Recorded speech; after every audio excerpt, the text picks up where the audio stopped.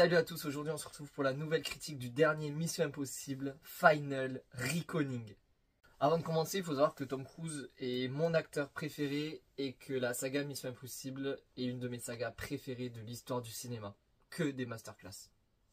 Donc je vais pas y aller par quatre chemins, le film est super. C'est loin d'être le meilleur par contre, je vais un peu étayer mon propos. Mais franchement, alors oui il est long, il prend son temps. Je dirais que c'est un film qui est un peu moins à la portée du grand public que les autres films. C'est moins divertissement popcorn, je dirais, c'est plus profond que ça. Ce que je veux dire, c'est qu'il ne faut pas s'attendre à... Le film fait 3 heures, il ne faut pas s'attendre à 3 heures d'action non-stop. Il y a des moments où c'est posé, c'est dans des bureaux, les dialogues sont pointus. Au niveau de la réalisation, Christopher McQuarrie sait manier la caméra, sait manier les scènes de combat et n'importe quelle scène du film, à peu près tous les opus, que ce soit le 6, le 7 et celui-là, et même Jack Reacher avant lui, on voit que les scènes d'action sont lisibles à tous les niveaux, c'est vraiment classe. Au niveau de la mission, elle n'a jamais été aussi importante, c'est quand même une intelligence artificielle qui prend le contrôle de tous les missiles nucléaires, il me semble, donc balèze. Tom Cruise toujours au sommet de son art, le personnage d'Ethan Hunt est vraiment un des plus grands personnages d'action du cinéma et Tom Cruise reste encore une fois un des meilleurs acteurs tout confondu du cinéma. Après comme je l'ai dit c'est pas le meilleur Mission Impossible, mon Mission Impossible préféré, je vais pas vous dire lequel parce qu'il y a une vidéo qui arrivera sur quel film de Mission Impossible je préfère, donc voilà vous le saurez sur la prochaine vidéo. Après le film est assez complexe à comprendre, je pense que si vous décrochez 5 minutes, vous allez être, je pense, largué au niveau des enjeux, même si à la fin, ça reste une course-poursuite contre la montre pour éviter que l'IA fasse péter ses missiles. Le fait de mettre, encore une fois, l'intelligence artificielle en tant que méchant, surtout avec tout ce qui se passe aujourd'hui, je trouve que c'est très intéressant, mais je trouve qu'elle est vraiment sous-exploitée, où on sentait vraiment que dans le set, c'était une menace. Elle interagit qu'une seule fois avec Tom Cruise et bon à part c'est juste que voilà elle va lancer les missiles, mais à part ça on n'a pas trop d'interaction, enfin c'est pas, je trouve que c'est très sous-exploité de son côté, c'est dommage qu'en 3 heures de film on réussisse pas à exploiter ça.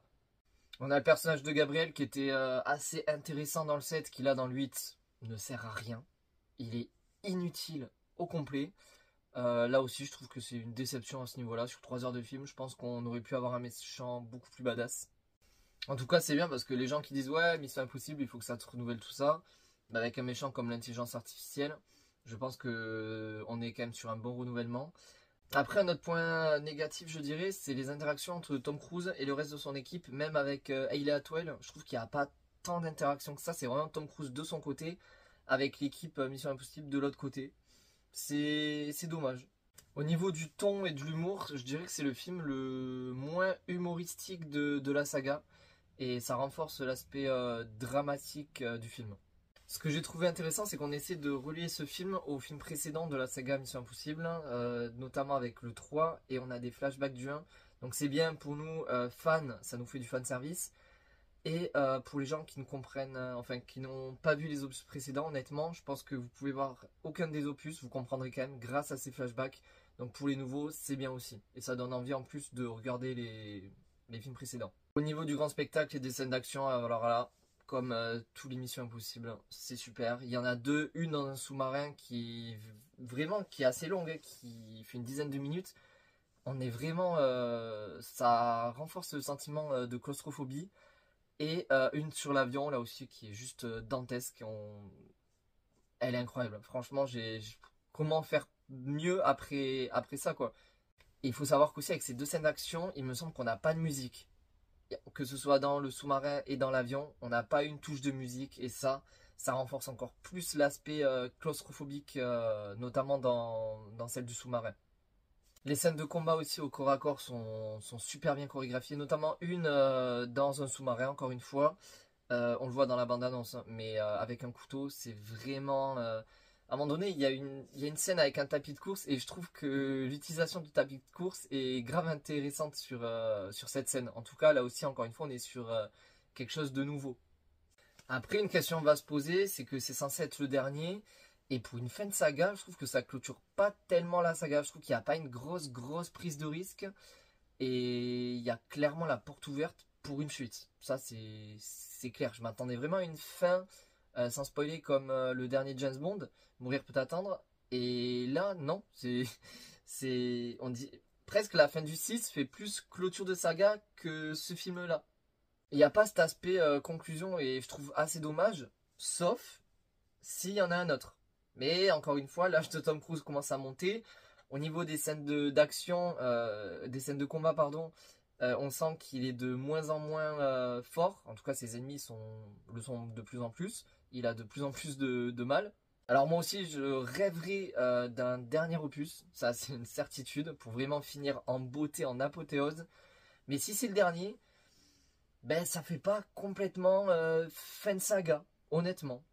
Après, je pense que ça va dépendre des chiffres du box-office. Je sais que le 7 s'était ramassé au box-office. Je comprends toujours pas. Alors, je sais qu'il était sorti en même temps que Barbie et Oppenheimer, qui étaient les plus gros succès de l'année dernière. Donc, ou l'année d'avant, je sais plus. Mais en tout cas, il était sorti en même temps. Et c'est vrai qu'il n'avait pas fait le poids. Je trouve ça dommage parce que le 7 est un des meilleurs. Vous le verrez dans mon classement. Mais je sais que le film a coûté vraiment cher. Et je pense qu'il sera pas rentable s'il fait pas le milliard. Et je vois pas Mission Impossible faire le milliard, même si je rêverais. Après, on sait jamais, on sait que le rêve de Tom Cruise est de faire un film dans l'espace. Est-ce qu'on n'aurait pas un Mission Impossible, un dernier, où il irait dans l'espace? Bon, à partir de là, Tom Cruise aura tout fait. Mais si je vois aller dans l'espace, c'est bien dans un Mission Impossible. Je vois pas dans quel autre film il pourrait tourner dans l'espace, à part un Mission Impossible. Après, au niveau du box-office, on sait que le film a un boulevard. Alors certes, il y a Lilo et Stitch aussi qui va être une des plus grosses sorties de cette année. Mais je pense pas que le public qui va voir Lilo et Stitch sera le même qui va voir Mission Impossible. Même s'il y a des gens qui vont aller voir les deux, dont je fais partie d'ailleurs, prochaine critique, ce sera Lilo et Stitch. Après, si la conclusion doit finir ici, eh ben, ça restera une saga vieille de 30 ans. 30 ans avec un Tom Cruise toujours au top. En tout cas, merci d'avoir regardé cette première critique. J'espère qu'elle vous aura plu. Laissez des j'aime, des commentaires et abonnez-vous. Allez, salut!